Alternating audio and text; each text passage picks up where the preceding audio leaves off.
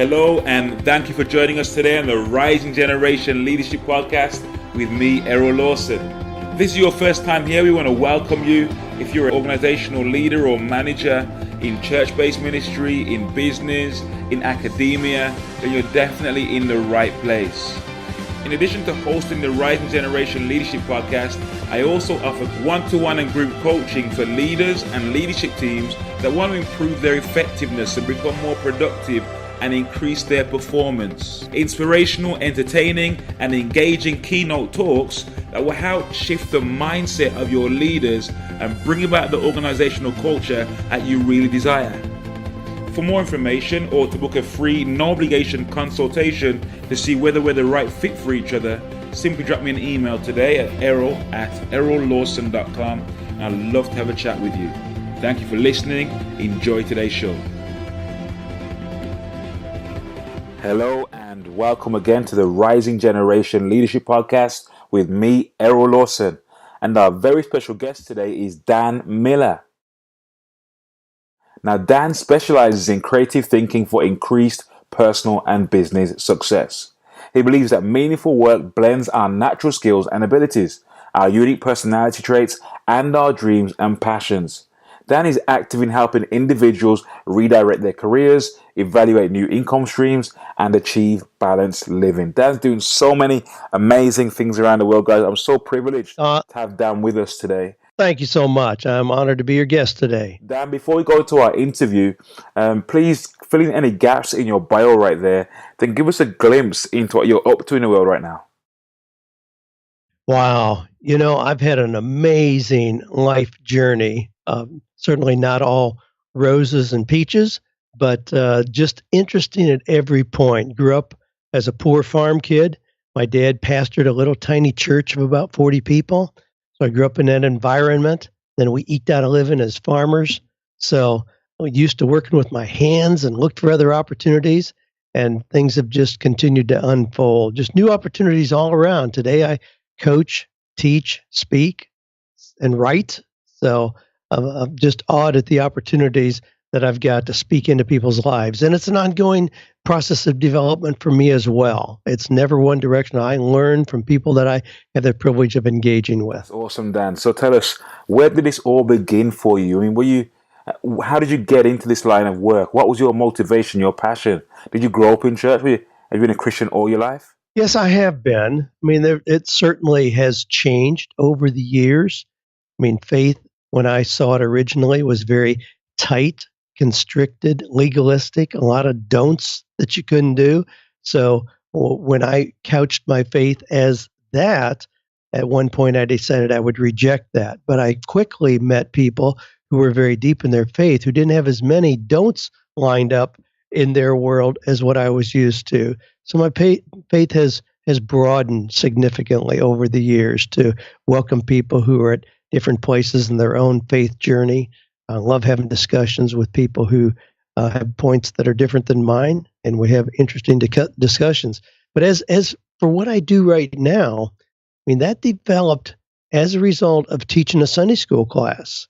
So this was not something I sat down and said, I want to be an author, I want to be a speaker coach.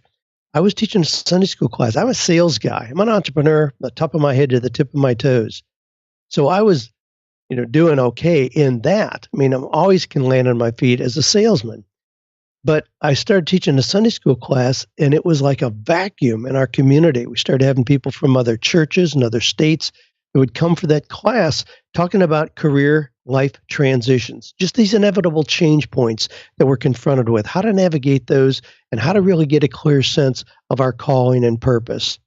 And because the class grew so significantly, and I kept having questions from that class, it became more and more of my focus. So I kind of backed into what I'm doing now rather than sitting down and deciding this is what I want to do and having a straight line toward it. I came kind of kicking and screaming into this because I thought I was doing the things that I'm doing now just as ministry, never seeing those as opportunity for income as well. So that was a real significant transition when I kind of put all the pieces together. So how did you go from being a Sunday school teacher to now being this global kind of trainer of entrepreneurs and leaders and coach to leaders around the world. What was the transition? How did that happen? How did you skip from doing that to being where you are today? It's quite interesting. Well, it was it was something my wife kind of nudged me into because I was seeing people just as a volunteer. So I was the nice guy at church who would talk to you about your career challenges and help you with your resume and job search and negotiating salaries. I mean, it was just that was the kind of work that I was doing in the church, so people saw me as a resource. And it finally got to the point where Joanne, my wife, and I would never get to go to church because we had Sunday school in between the two services. And in having our class, the line of people wanting to talk to us afterward always prevented us from going to church. So we ultimately moved it to a Monday night so we wouldn't have that kind of conflict. But I was doing my doctoral work at the time, actually through Oxford. So I was in England for a period of time, working on part of my doctoral program. And Joanne continued to get all these calls from people saying, "Hey, I need to see Dan." And what were you And studying in Oxford? I was studying a society and religion was the course of study. So my master's is in clinical psychology, so I've always been interested in how people work together, live together, love together, and all that. But my wife, in seeing this constant stream of people wanting to see me, decided, how about if I just put a little fee with this? So she started saying, well, you can see Dan at 2 o'clock Thursday afternoon, and it's going to be $145 or whatever.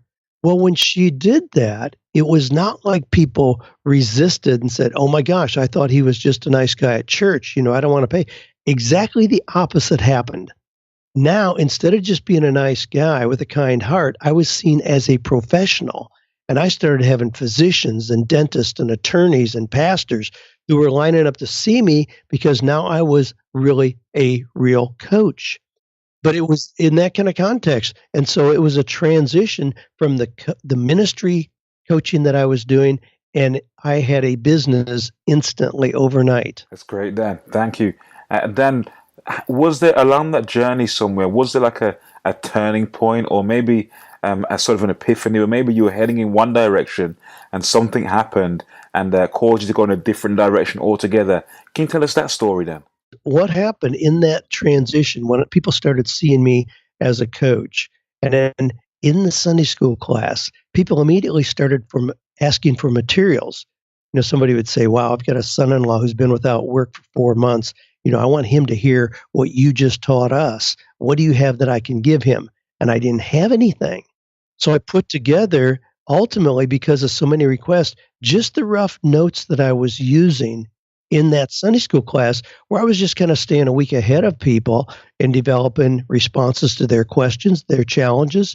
Well, those rough notes became the very first version of 48 Days to the Work You Love. But when I did it, I never talked to a publisher, didn't talk to libraries, I didn't talk to any. I just simply put those together, went to Kinko's, and I'd run off, 25 copies, put them in, first had them spiral bound, then had them in a 3-ring binder. Well, people just bought anything that I would put out. And I thought, you got to be kidding me. This is not well done. It's not laid out nicely, but people just wanted it.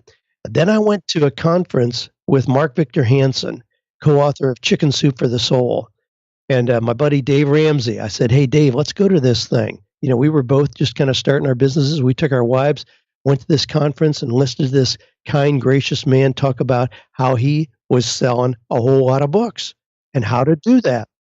And we came back, and I just started doing what he told us to do with my little 3-ring binder.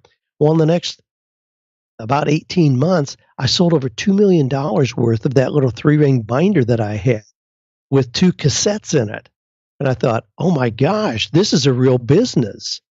And at that point, quit the other things that I was doing. But it was that kind of epiphany that here I am just ministering to people, trying to help people out, and yet the abundance just showed up in unexpected ways and turned into a full-fledged business.